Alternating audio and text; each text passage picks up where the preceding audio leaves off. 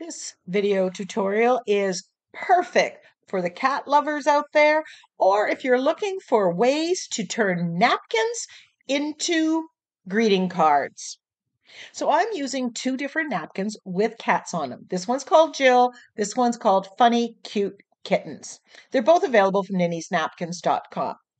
I'm making a 5x7 card and a 6x6 card. And I promise you that I'm going to use different techniques for both of them. But the same, I gave both of these cards a coat of white gesso. I'll also link the video where I make an art journal page that looks like this cat one. So if you love cats, you may want to check out that video. So let's work on card one.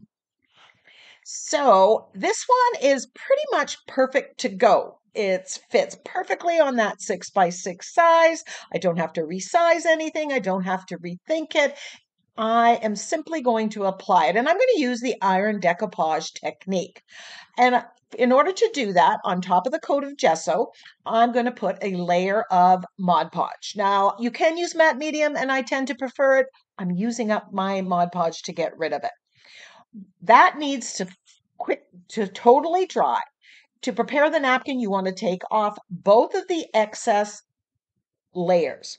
And then you're simply going to lay that on, getting it straight where you want it on the napkin. Now, I'm using the whole thing. The only thing I'm paying attention to is at the bottom, there is the signature or trademark of the napkin maker.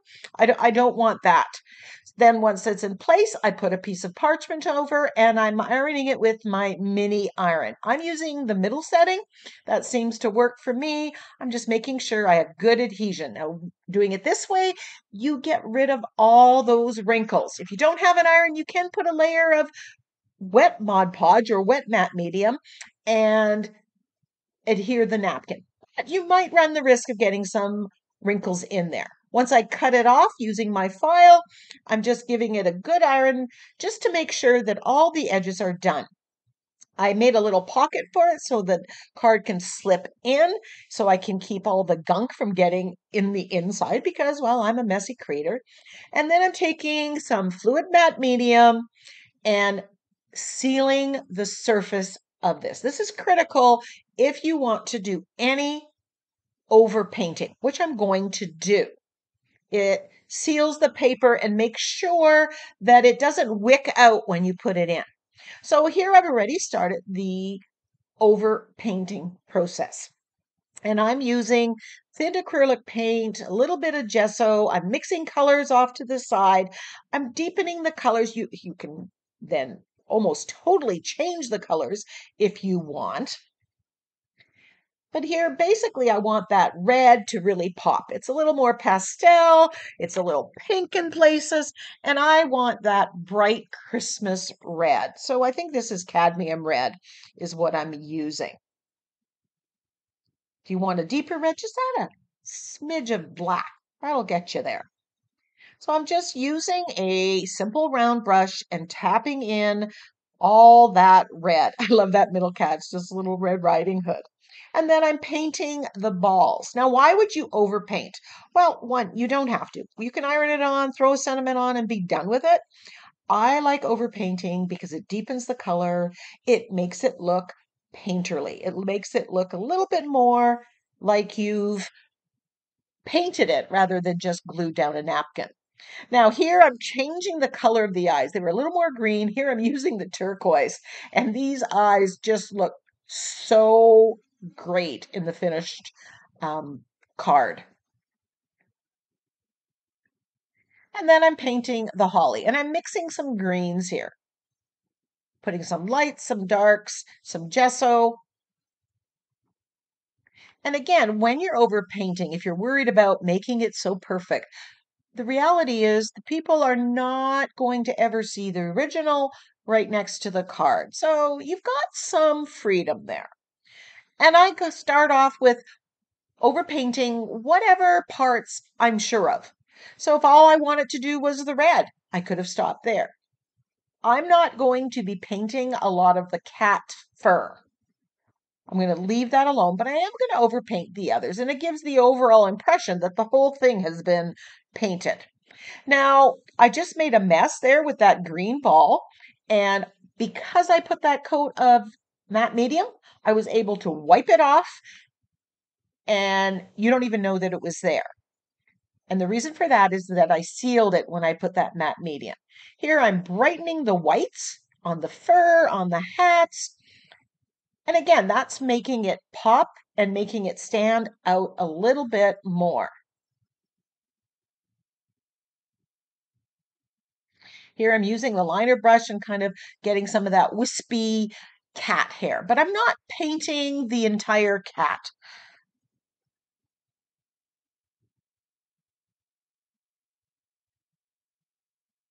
Now, this had a white background. If I had wanted to, I could have painted the background a color and then done the napkin on top of that, glued the napkin down on top of that, and then that color would come through.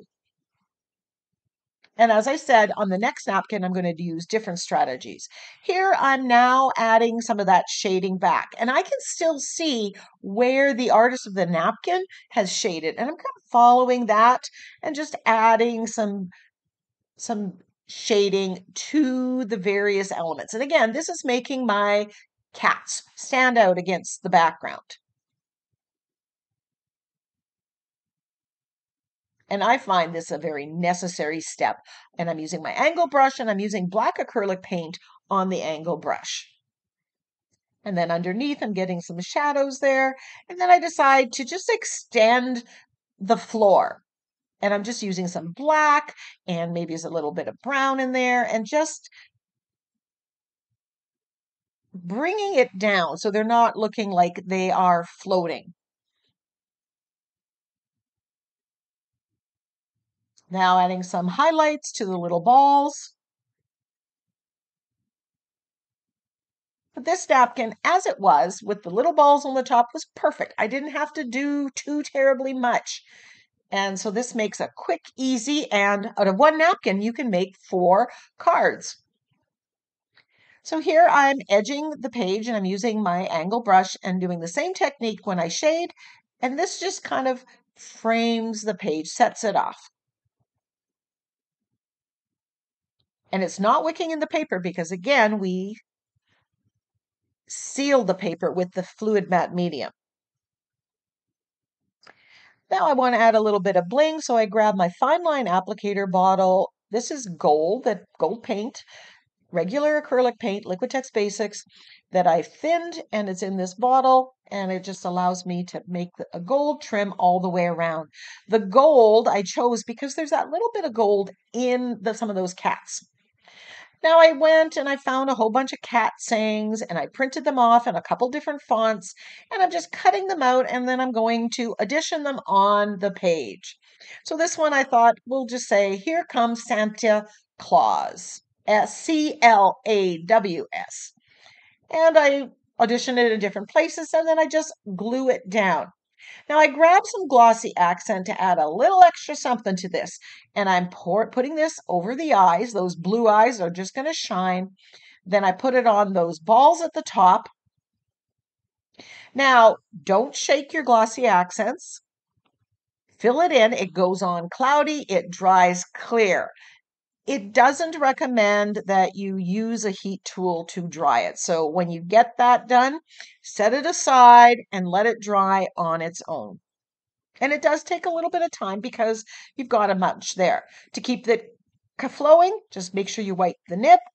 And there we go. One is done.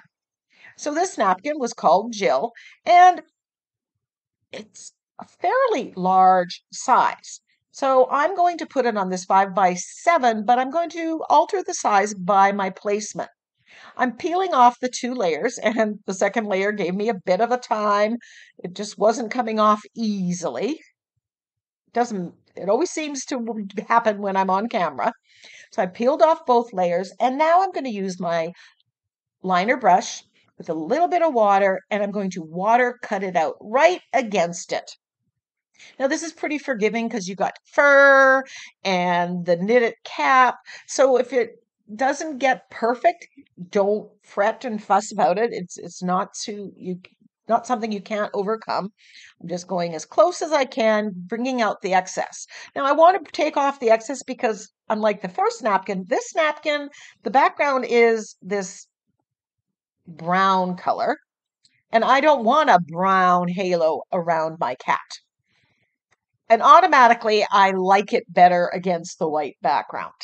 I'm just editing it a little bit more, and then you can see how much of the cat I'm actually going to cut off by my placement.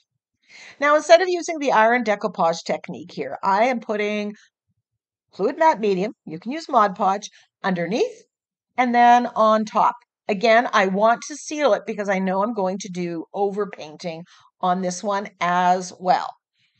But here I've just glued it down with the fluid matte medium. Once that's dry, I'm using my nail file that I got from Dollar Tree. You want to make sure that it's completely dry. It'll come off easier and won't rip. And we've got our focal image done. Now I have to worry about the background. But one thing to get rid of any dark edges, if there was a dark background that you could see, I'm just dabbing gesso around there. This helps blend the napkin to the card base. I kind of dab it with the brush and then dab it with my fingers. It just makes that look less like it was just glued down. So between water cutting it and that. So now I'm doing the overpainting. And again, I want to brighten the colors. I want to add some details, some shading. I can even change the color of things if I want. And here, this hat is kind of an orangey red. Not a big fan of the orange red, so I want to make it more of a deep red. So I just add it to there. And I know I'm going to come back and shade it. Now, the reason I glued my focal image down here is because to show you that you can do the background first and then glue the focal image. The process is somewhat different, so it's good to know how to do this. But I really didn't know what color background I wanted to put. I really didn't like the brown that was on the napkin. I thought that just really didn't work for me, but I wasn't sure what I wanted. So here I'm taking Naples yellow, burnt sienna, a brown, a little bit of black, and I'm just watering it down a little bit and giving it a coat of color on the cat. So in some cat, I'm actually changing the color, but I'm playing with the colors that are really there, or trying to match them as close as possible. I've also used in the overpainting technique my Inktense blocks, and I like using them. Both of them are permanent when they are dry. I'm just dropping in browns, yellows, the Naples yellow, the burnt sienna, which is kind of that rusty color. And I'm really loving how this cat is turning out. And again, I mean, cats can have any kind of marking on them. So who's to say this is wrong? Adding some white in there and some yellows into the pom-pom a little bit, and then brightening the whites again. I always look to brighten the whites that they have in the napkin. Dotting the eyes. I add some yellow to the eyes to make them darker, but I could have made them green. I kind of wish I had.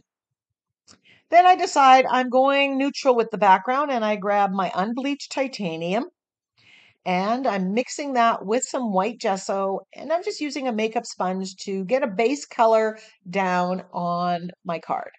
I don't have to do a whole lot on this background. It is going to be fairly simple. I want the cat to stand out. So I'm just getting as close as I can to the cat. You can use a brush, you can use your fingers, you can get that paint on there any way you want. And it blends very effortlessly because there was a coat of gesso on there to begin with. So now, again, I'm going to add the shading back in. I've got my black acrylic paint and I'm just adding the shading. And this always just brings it to life. I'm not reinventing the wheel. I'm using some of the shading lines that the napkin artist used and making it my own.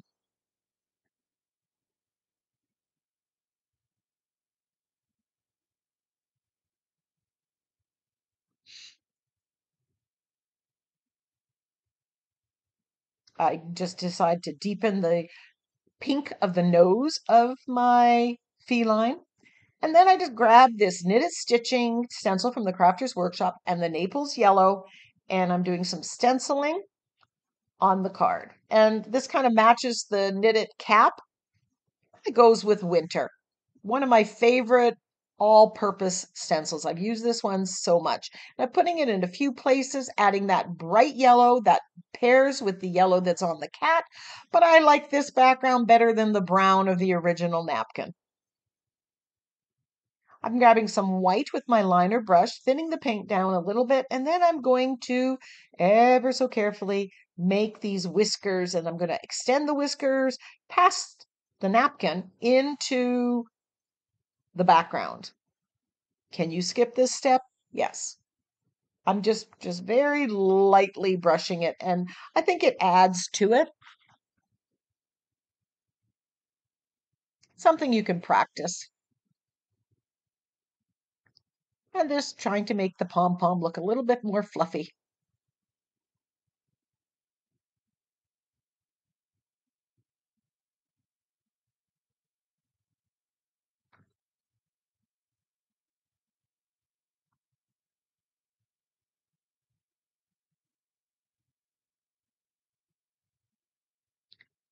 Just making the fur. It makes it stand out. It looks a little bit more 3D than what was originally.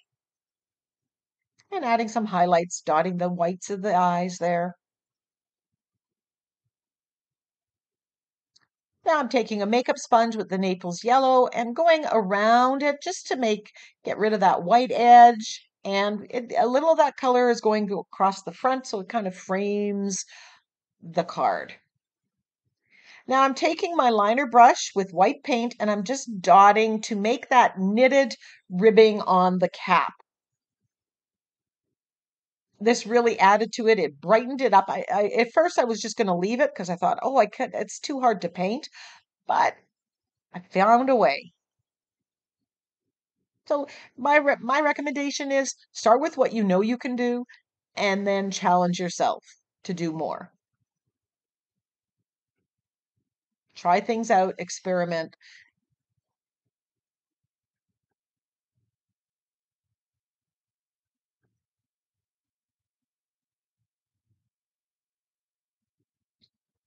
Then I've got the sentiment: if cats could send Christmas cards, what would they do?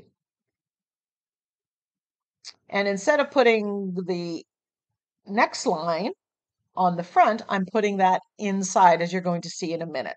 I printed this off in a solid font.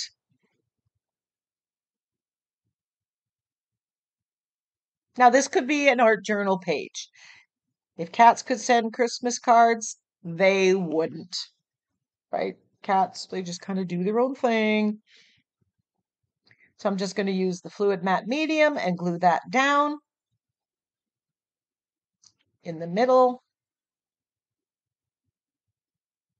Often I don't put a sentiment inside the card, but this one just seemed to work out.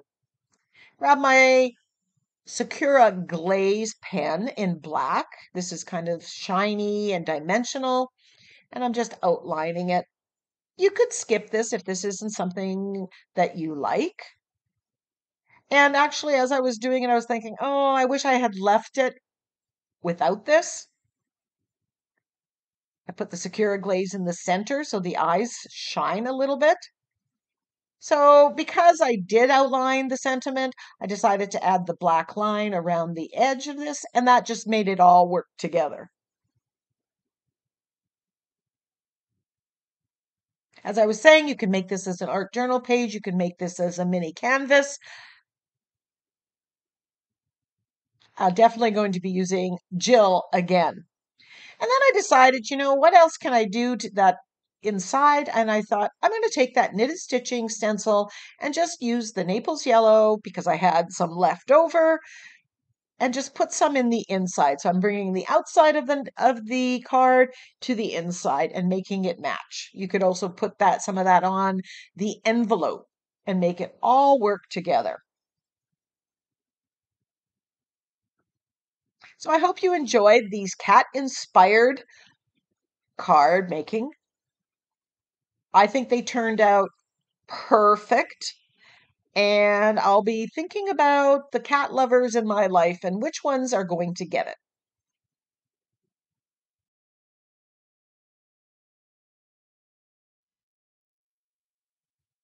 So just outlining the sentiment here to match the front. And there we have. Here comes Santa Claus.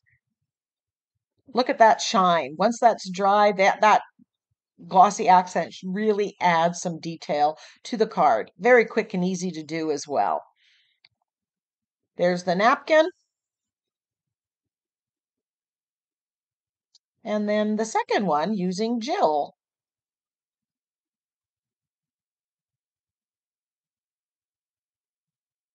Loving both of them. Until next time, go get creative.